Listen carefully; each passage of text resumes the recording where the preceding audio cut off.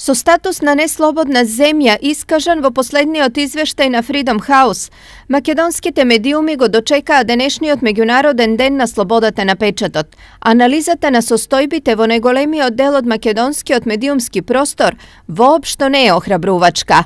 Постојат притисоци во редакцијата, надвор од редакцијата, цензура, автоцензура и сето тоа влијае врз слободата на медиумите во Република Македонија и во светот. Падот на индексот на слободата на медиумите е карактеристичен за голем дел светски медиуми. Политиката си го бара своето. Политиката сака да ги стави медиумите под своја контрола.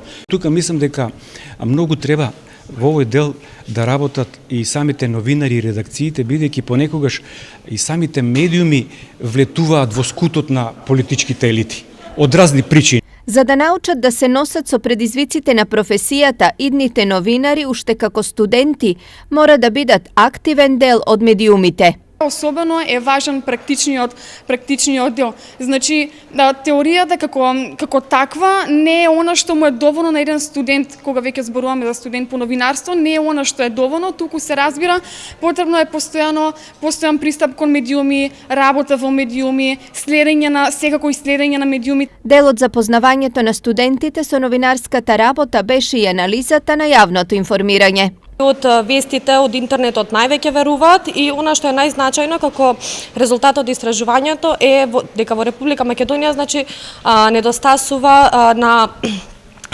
емисии од едукативен карактер. Македонија има 62 поена на листата на Freedom House за слободата на медиумите, а на врвот на листата се оние земји што имаат најмалку поени и што се сметаат за слободни.